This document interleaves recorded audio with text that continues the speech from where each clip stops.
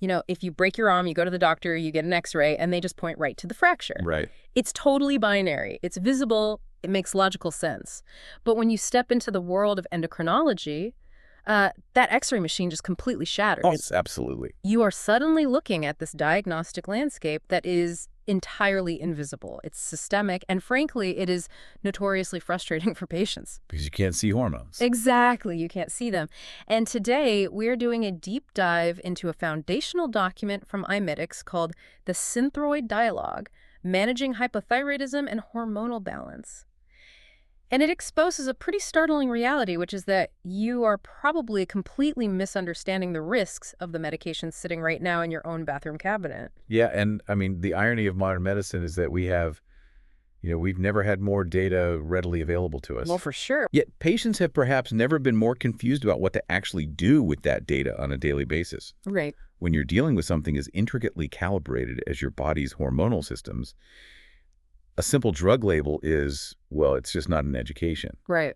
Handing someone a folded up piece of paper with tiny font in a pill bottle does not equip them to manage a chronic condition. Okay, wait, let me push back on that for just a second. Sure. Because if I go to the pharmacy right now and pick up a prescription, there's this massive sheet of paper stapled to the bag. Oh, the dreaded pharmacy insert. Yes. And it has everything on it. I mean, it has the dosage, the warnings, all the side effects.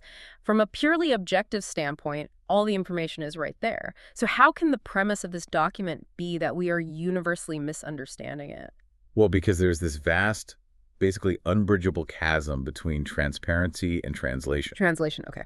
Right, because that sheet of paper you're referencing, it's transparent, sure. It lists every conceivable data point. But it's not translated into actual human behavior. And the document we're examining today, which comes from the independent medical platform iMedix, makes this its central thesis. Which is really the whole mission of our deep dive today. Exactly. Our mission isn't just to ask the surface level question of, what is Synthroid used for? We want to explore the entire ecosystem of how you, as a patient, navigate hormonal management. We have to look at how medical information is framed, why standard liability language fails you, and why you desperately need reliable, independent interpretation to actually stay safe. Yeah, I really want to peel back the layers on this because it forces us to look at how we consume information about our own bodies. So let's start right at the core inquiry of the source text. It asks, let me find it, what is Synthroid used for? And the answer is embedded right in the title. Managing hypothyroidism and hormonal balance. And I have to admit, managing hormonal balance sounds incredibly trendy right now. It really does. It's everywhere. You see that phrase plastered across social media all the time, usually by someone trying to sell you like an expensive powder to put in a smoothie.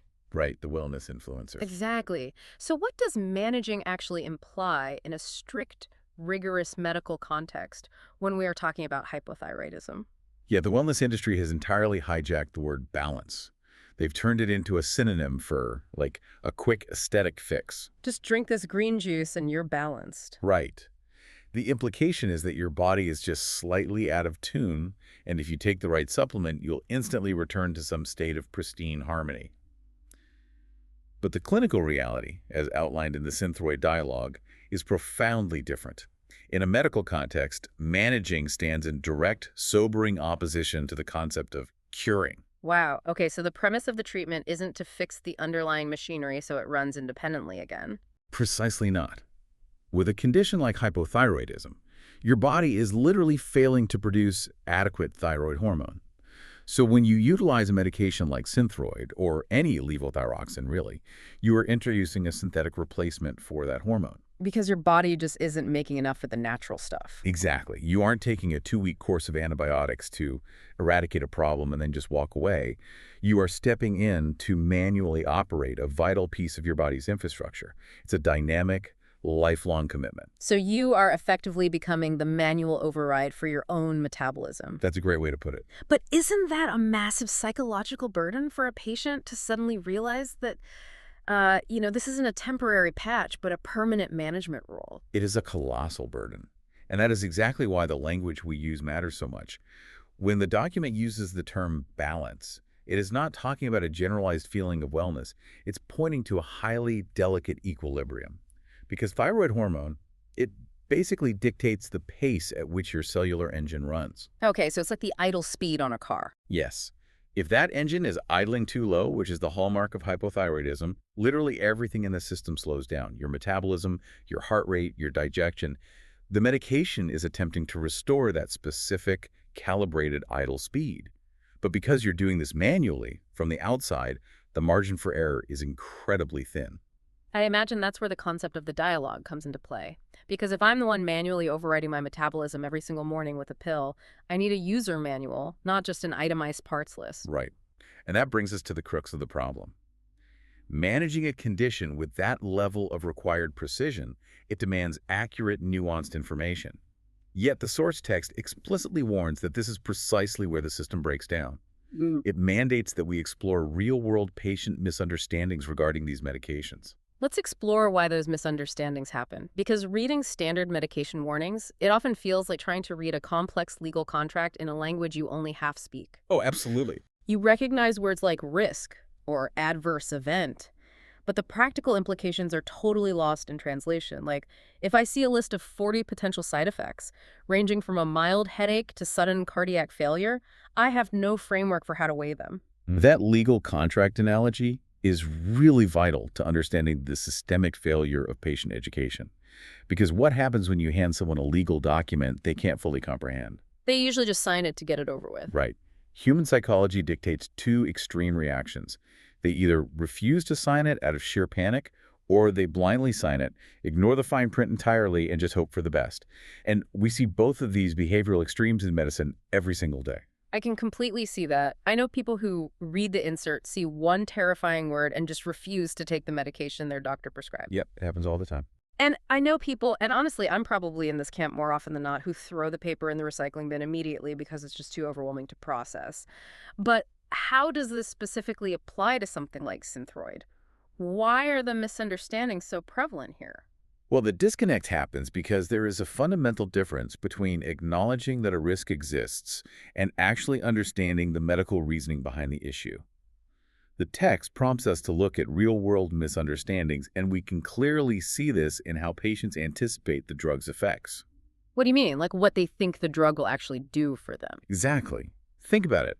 A patient is told they have a slow metabolism due to hypothyroidism, and they're given a pill to manage it. Without proper dialogue, what is the immediate logical assumption that patient makes? The logical leap is, my metabolism is slow, this drug speeds it up, therefore this is a weight loss pill and an energy booster. I'm going to drop 20 pounds and feel incredible by next Tuesday. Yes. And when that doesn't happen, the lack of contextual dialogue leaves the patient incredibly vulnerable. The medication, levothyroxine, is designed to return you to your physiological baseline. It is not a performance enhancer, it's just replacing what you're missing. So just getting you back to zero. Right, back to zero. But if you don't understand that distinction, what do you do when you don't instantly lose the weight you expected? Or when you still feel a bit tired? You probably assume the drug is defective.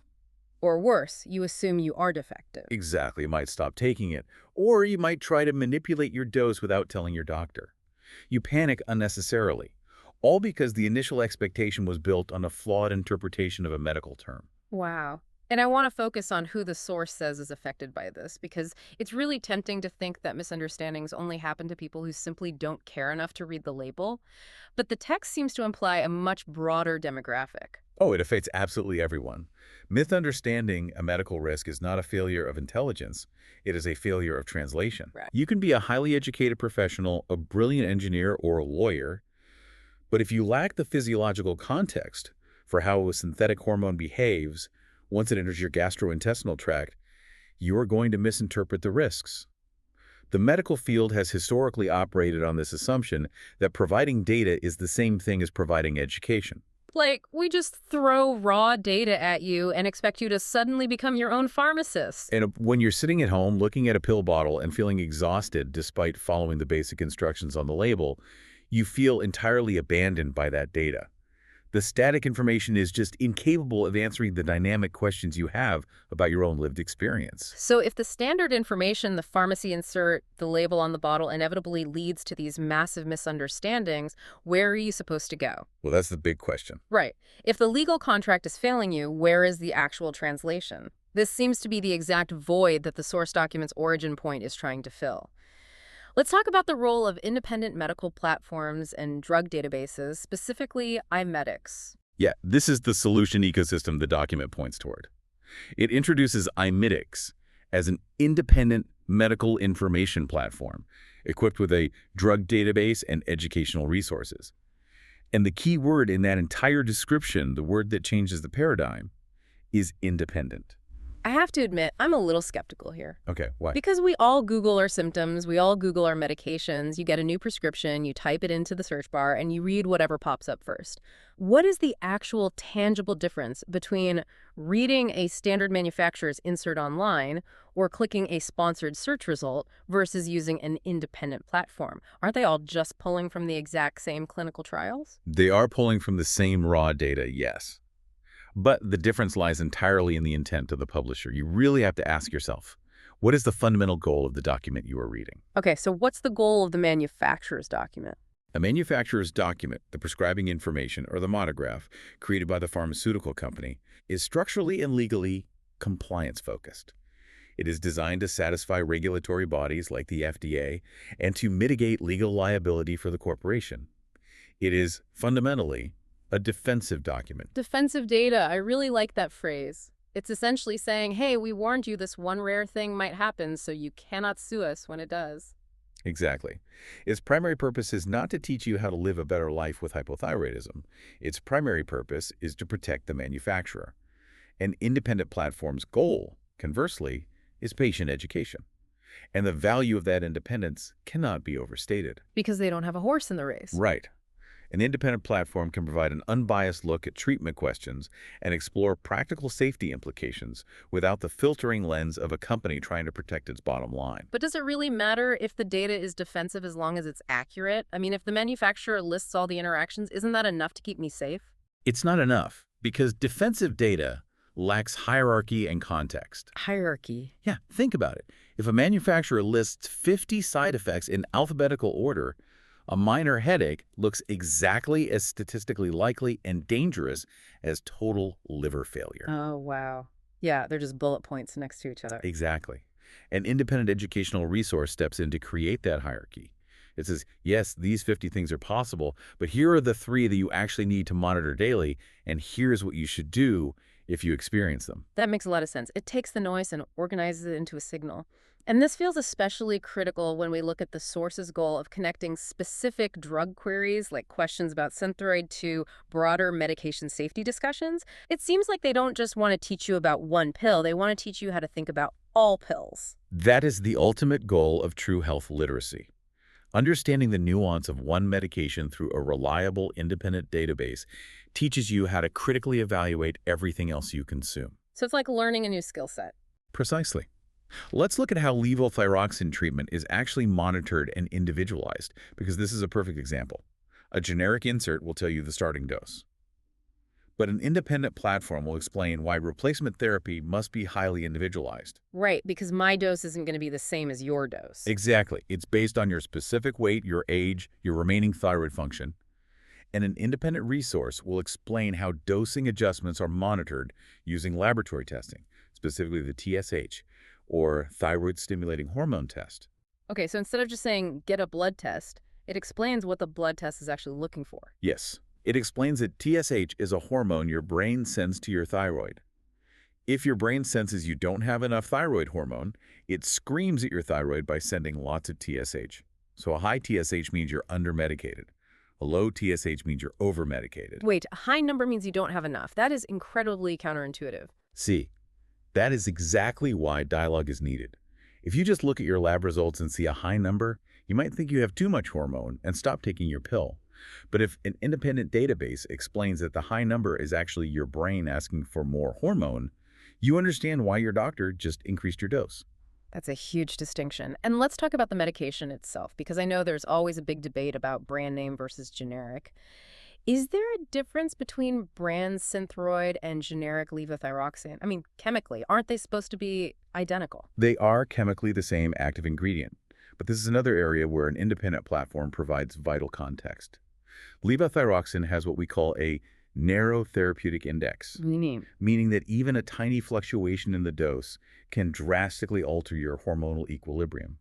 With many drugs, a 5% difference in absorption between a brand name and a generic doesn't matter. You won't even feel it. But with thyroid hormone, that tiny difference can throw your whole system off.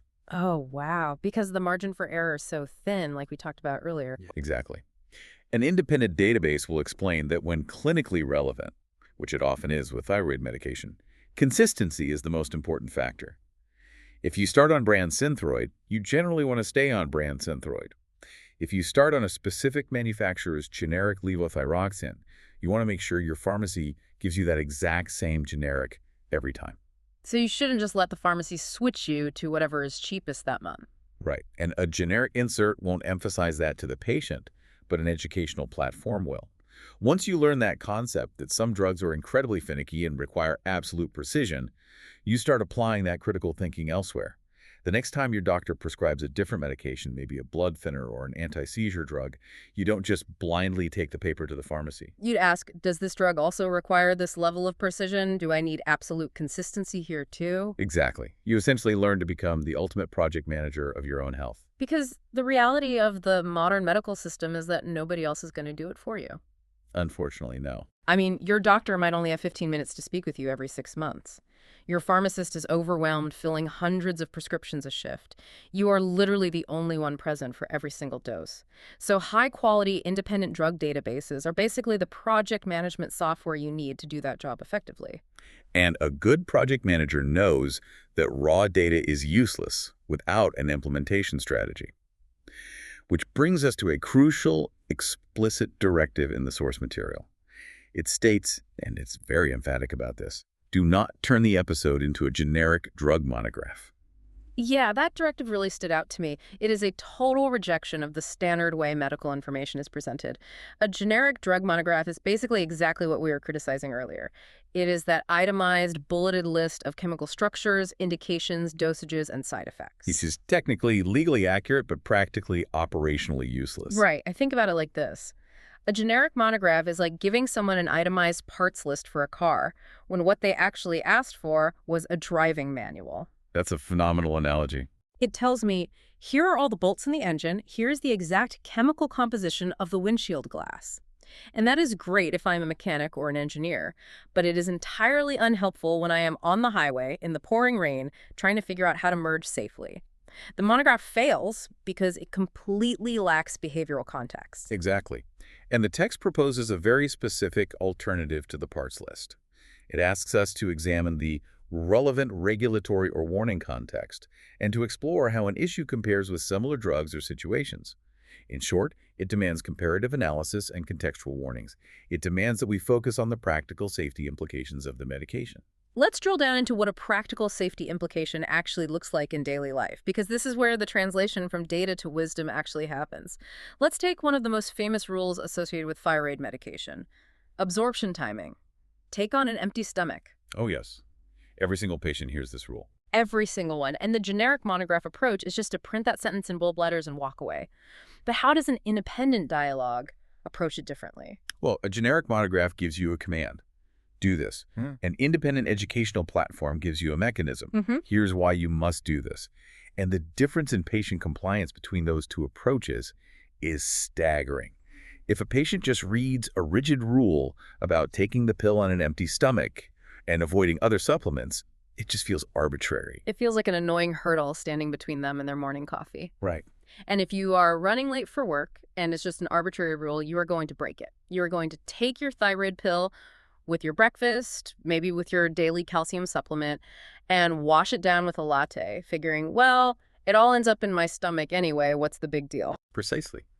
But what happens when you introduce the concept of understanding the why behind the rule?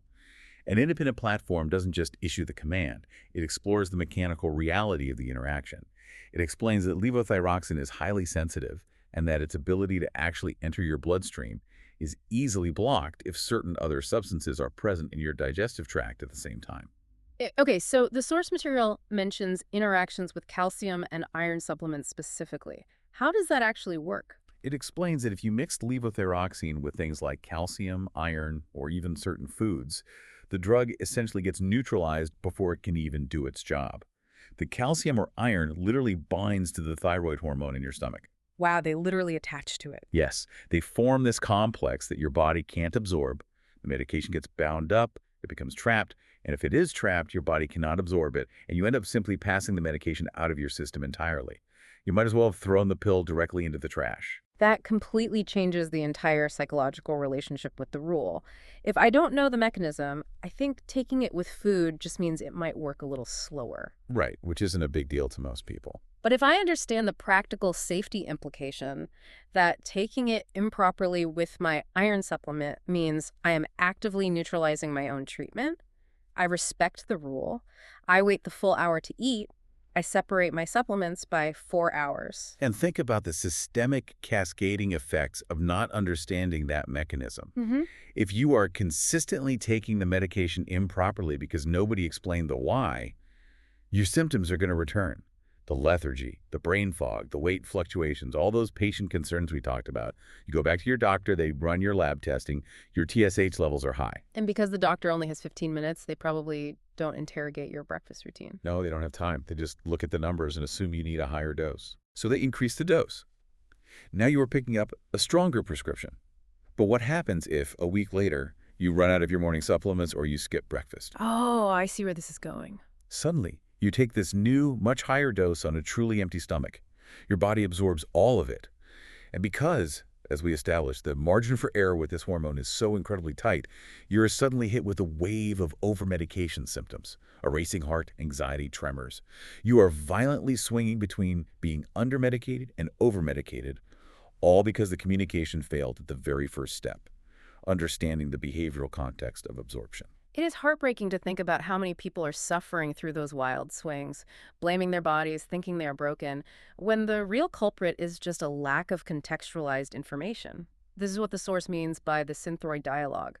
Avoiding the generic monograph is the only way to create that dialogue. It takes static, liability-driven data and transforms it into a thoughtful, medically literate conversation. It respects the patient's capacity to understand their own biology. The old paradigm of medicine was intensely paternalistic. The doctor knows best. Do not ask questions, just take the pill. Right. But the management of complex hormonal systems proves that paternalism is ineffective. You cannot successfully manage a chronic condition from the outside. The patient must be a fully informed, active collaborator. I want to push on that idea of the patient's capacity because it feels like a monumental shift. If we expect the patient to be a collaborator, we are asking them to take on a lot of intellectual labor. We are asking them to use independent platforms to cross-reference brand versus generic consistency, to understand absorption timing, to monitor their own subtle symptoms. Are we sure patients are actually equipped for that? The evidence suggests that when they are given the right tools, they absolutely are. When platforms focus on practical safety implications rather than just listing warnings, they are actively building the patient's health literacy. It is a snowball effect. Once a patient understands why they must manage their thyroid medication with such care, they apply that same rigorous logic to their diet, their sleep, and their interactions with the broader healthcare system. They stop being passive consumers of healthcare and become active participants. And that participation is essential because the psychological toll of hypothyroidism is often just as heavy as the physical toll. The symptoms can closely mimic clinical depression, the profound lack of energy, the cognitive fog. When a patient is finally diagnosed, there is often a rush of relief. They think, there is a medical reason I feel this way. There is a pill that will fix it. But as we discussed with the word managing, it's not an instant fix. No, it is an iterative, slow process. It can take weeks or even months to safely titrate the dosage, to find that perfect individualized equilibrium using those lab tests.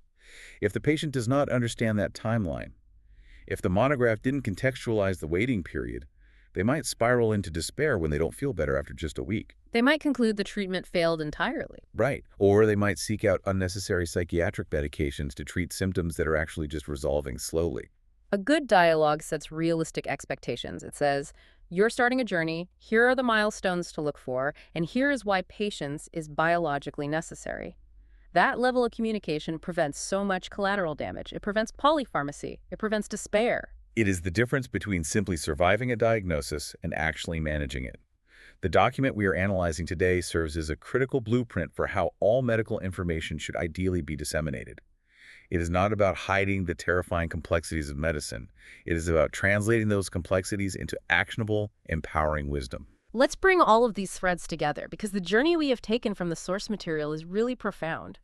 We started with what seemed like the most basic, straightforward question imaginable: what is Synthroid used for? Right. And the surface answer was right there waiting for us: managing hypothyroidism and hormonal balance. But by refusing to accept that answer at face value, by peeling back the linguistic layers of words like managing and balance, we discovered that answering the question properly requires navigating a massive, systemic minefield of potential misunderstandings. We saw how simply handing a patient a chemical name and a list of defensive, liability-driven side effects does not equate to health literacy. In fact, it often creates more danger by inducing either panic or total apathy. Yeah, we explored the deep necessity for independent medical platforms and comprehensive drug databases platforms like iMedix to step in and fill the void left by generic monographs. They step in to provide intent, the intent to educate, rather than just to legally comply. Right. By focusing on practical safety implications, by explaining the why behind the rules of absorption and consistency, they transform the patient from a passive recipient of commands into an empowered project manager of their own well-being. It is a complete paradigm shift, and it leaves me with a final, lingering thought to ponder as we wrap up this exploration. You live in an era where you have more access to raw medical data than any generation in the history of humanity. Absolutely. You can pull up the chemical structure of any drug, read every clinical trial, and access endless forums of patient experiences on your phone in 3 seconds. But perhaps our biggest health challenge is no longer about finding information. Perhaps the true bottleneck of modern health is finding trusted, independent voices that can actually translate all that raw, chaotic data into actionable wisdom. Because as we've learned today, data without context isn't just noise, it can be incredibly dangerous. When you are managing the delicate equilibrium of your own biology, wisdom is the only thing that keeps you safe. It really is. Thank you for joining us on this deep dive into the source material. Remember to always seek the why behind your health information. Never be afraid to question the assumptions printed on the label, and always value the dialogue in your own medical journey. We will catch you next time.